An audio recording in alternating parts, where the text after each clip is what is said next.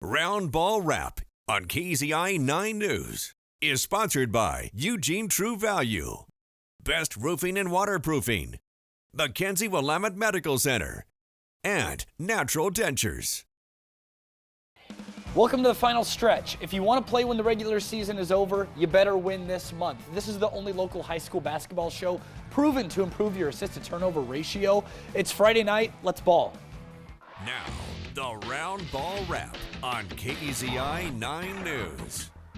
Pressure's ramping up. That's good. Get used to it. The playoffs are looming. The race is on. This is the Round Ball Wrap. That's Brett Taylor. I'm Cameron Derby. Brett off of a week of vacation. Yeah, it feels great. Back off the bench, so you better bring it tonight. I'm definitely going to do it. You know, I made sure to have my pie this past Tuesday because there's nothing like eating pie on a Tuesday. Still so on the pie track. I'm still on the pie track. It's still the winter season. I'm all about the pie. You had to watch last week to understand that. We want to mention something right off the bat here, though. We do have another game of the night change for Tuesday because of the snowy weather in Southern Oregon. Originally, we planned South Medford versus Sheldon on Tuesday. It was postponed to Monday. Now it's been pushed back up to Saturday. So the new game, Churchill versus Lake Oswego at the Lancer Dome, Tuesday at 7:30. Brett, go. Always got to be ready to adjust, but much like this situation here, a David versus Goliath situation, Crescent Valley with all the size in the world and the higher ranking. South Albany, the much smaller team looking up. But remind me, Cam, how does that story go between David and Goliath? I think David won 1-0. I think if my memory serves. If he serves you right, let's find out together. Watch Colin Cordell go to work. Man defense gives the little shake and bake, the pull-up jumper. Too easy for this kid. Making buckets left and right. Moments later, Cordell shakes his man in the corner with the extra sauce on the three, throwing some burgers and some fries. Cordell had 7 straight to kick off this game. The Raiders looking for answers. Wyatt Kevin gives it to them as he sinks the corner J. Raiders making this a game, but in the final seconds of the first quarter, Cordell shot no good. But who is it? EJ Rubbish back in the hoop. The Red Hawks stun the Raiders on the road in overtime. The final 52-49 South Albany, Cam. Doubleheader in CV. South Albany's girls, one of the best teams in the state right now. The Raiders right up there with them at number 10. Early going, Red Hawks flying high. Taylor Donaldson knocked down the tray, but CV responding. Moments later, Kelsey Botero, I'll see your three and I'll match it. Moments later, Donaldson, no dice from range, but who's there to put it back? Taylon Bentley, right place, right time. Neither team relenting for a single moment all the way into the fourth. And the final seconds, Raiders down by 7. They need a bucket. Josie Mansfield, the moment not too big for the sophomore. Final chance for the Raiders, but Maddie Angel steal, set, ball game. The Raiders hang on in a gritty game to the very end, the final 48-43. West Albany hosting Silverton. Bulldogs in a battle for first in the Mid-Willamette, needing a win tonight to keep pace with Woodburn. Final minute of the third, Gavin Aguilar gonna drive to the bucket, gonna make a circus pass along the way to find Tyson Walker in the paint. He goes on the glass. Bulldogs on top, 59-54. In next position, Aguilar again gets to his spot, but this time lets it fly. Gets it to fall. Bulldogs in the third, 61-54 on top to the fourth. Elijah Short with some nifty handles gets to the rim and the finish, but the Foxes not going away. 3 minutes to go. Bulldogs still in front. Luke Honer gets the elbow and sinks it to cut the lead to 4, but Aguilar and the Bulldogs, too much to handle. Jonah Lassell puts this one to bed, and the Bulldogs get the win. They take down Silverton 76-71 the final. Second half of the doubleheader. It's time for the girls, Bulldogs and Foxes part 2. We start in the second quarter. The Bulldogs leading at 22-18, but here comes Hadley Craig through the lane, misses the first one, gets her own rebound and the putback. The Foxes going to work. Moments later, Peyton Stalwart finds Kaylee Martriano down low. She finishes through the contact. She wasn't done there. Matriano, this time with the handles, finds Lola Chamberlain down low.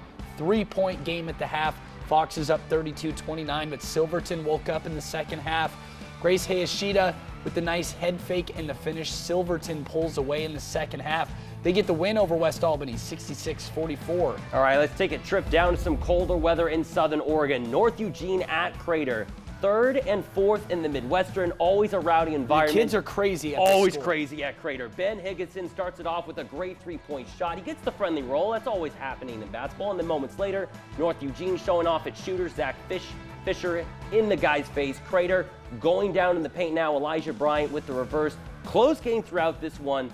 Moments later, Jordan Gray, a certified hooper, tough shot, tough basket, but he's used to making those. And then Malachi Barlow, deep from the wing. He wants to get in the party. Close game all the way into the fourth. Demarie, thank you. Ireland helps North. Ireland gets the last laugh from the arc. Final from this one, North 71, Crater 60.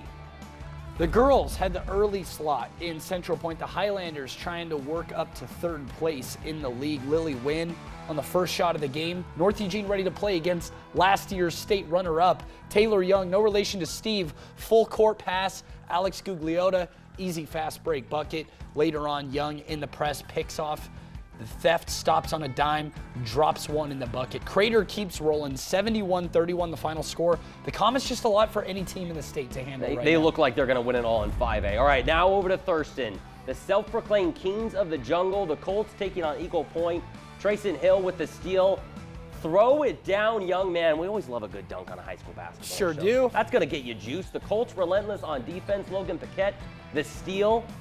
Going to dump it off to Tyler Raven. Raven, the reverse, getting a little fancy with it. Why not? Eagle Point down a lot, but still fighting. Ricky, Spangle, three in the eye hole, all net. Thurston getting right back to it, though. Nate Stifler wide open, makes it count it. Colts up 37-15 second half. Stifler inbound steal. Behind the back pass. Yeah. That's just beautiful right there. The Colts making it look easy. They've won 8 in a row, undefeated in the Midwestern.